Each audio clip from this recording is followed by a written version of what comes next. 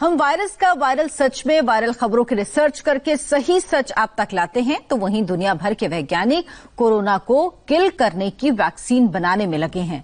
अब तक की रिसर्च में एक नई बात सामने आई है कि कोरोना वायरस को एक साथ मारना बहुत मुश्किल है, इसीलिए वैज्ञानिकों ने इसे किश्तों में मारने की तैयारी शुरू कर दी है।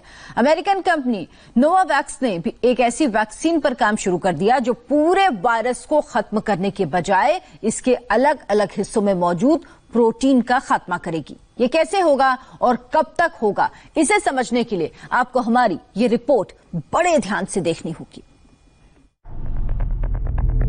कोरोना को मारना इतना आसान नहीं है। ये बात सुनने में अच्छी नहीं लगती, लेकिन सच्ची लगती है। लेकिन कोरोना की ताकत में ही उसकी एक कमजोरी छिपी हुई है। ये बात सच्ची नहीं लगती, लेकिन बहुत अच्छी लगती है।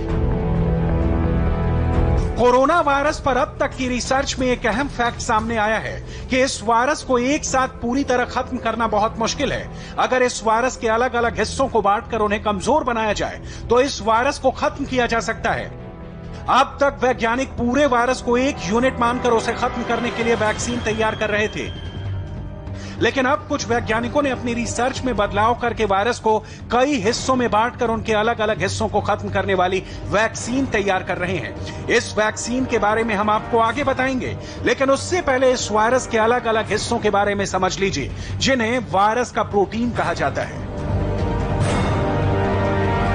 ब्रिटेन की ग्लासगो यूनिवर्सिटी में कोरोना वायरस का एक 3D वीडियो तैयार किया गया है, जिसमें आप वायरस के प्रोटीन वाले अलग हिस्सों से इसकी ताकत का अंदाजा लगा सकते हैं।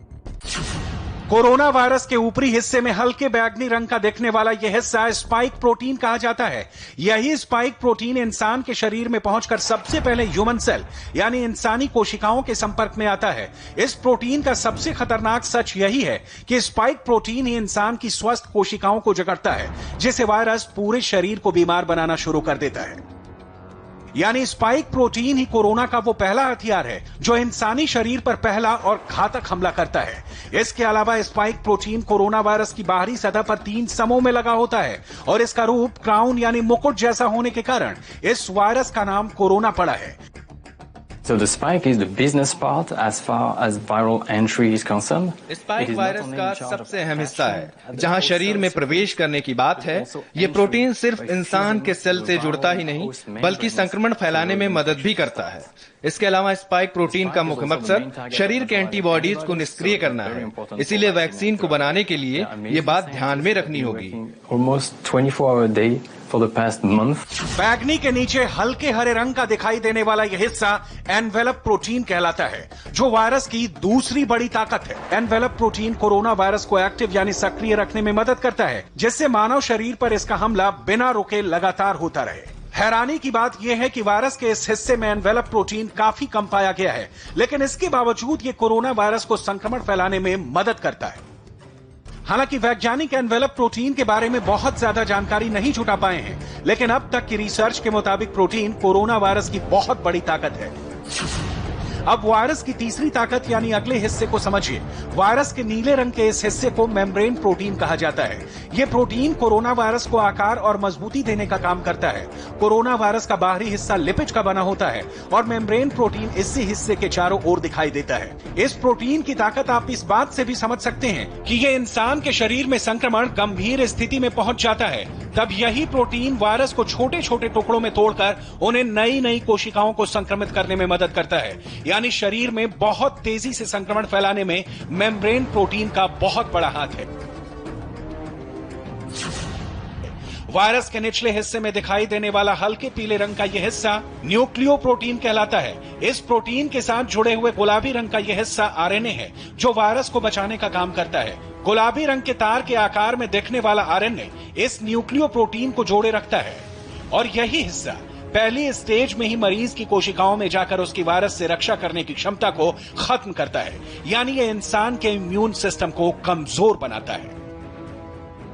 अब वैज्ञानिक वायरस के इन्हीं अलग अलग हिस्सों को एक एक करके वैक्सीन के जरिए खत्म करने की रिसर्च पर काम कर रहे हैं। इनमें से सबसे पहला टारगेट है स्पाइक प्रोटीन, क्योंकि इंसान के शरीर पर सबसे पहले संपर्क करती है। यही वो वायरस की प्रोटीन है जो ह्यूमन सेल को सबसे पहले छूती है। अगर इसी स्पाइक प्रोटीन को कमजोर बनाने के लिए वैक्सीन तैयार कर ली जाए तो कोरोना वायरस के हमले को काफी हद तक काबू में किया जा सकता है, और यह काम ऑस्ट्रेलिया की एक लैब में शुरू हो चुका है। ऑस्ट्रेलिया के विक्टोरिया राज्य में वैज्ञानिकों ने NVX नाम की कोरोना वैक्सीन तैयार की है। इस वैक्सीन को लेकर यह दावा किया जा रहा है कि यह वायरस के प्रोटीन टुकड़ों को तोड़कर उन्हें खत्म करने का काम करेगी। NVX वैक्सीन को इन्फ्लुएंजा वायरस के आधार पर बनाया गया है, जिसे नैनो फ्लू भी कहते हैं। यह वैक्सीन कोरोना वायरस पर सीधा हमला करने की बजाय वायरस के स्पाइक प्रोटीन पर हमला करेगी, क्योंकि वायरस का यही स्पाइक प्रोटीन वाला हिस्सा शरीर में संक्रमण फैलाता है। इसके अलावा यह वैक्सीन इंसान के इम्यून सिस्टम की कोशिकाओं पर दबाव बनाएगी ताकि वायरस से लड़ा जा सके। वैज्ञानिकों का मानना है कि वैक्सीन के कारण कोरोना वायरस का प्रोटीन छोटे छोटे टुकड़ों में टूट जाएगा, जिसे नैनो पार्टिकल्स कहा जाता है। इतना ही नहीं, शरीर की इम्यून कोशिकाएं इन नैनो पार्टिकल्स को छोटा वायरस समझकर पकड़ेंगी और हमला कर तोड़ देंगी, क्योंकि वायरस प्रोटीन की तुलना में इम्यून कोशिकाओं की ताकत ज्यादा होती है। अब आपको बताते हैं कि यह वैक्सीन शरीर के अंदर किस तरह काम करेगी।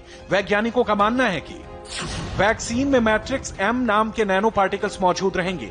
ये पार्टिकल शरीर में खतरा देखते ही इम्यून कोशिकाओं को सिग्नल देंगे और कोशिकाओं को एक्टिव करेंगे ताकि प्रोटीन के टुकड़ों को खत्म किया जा सके।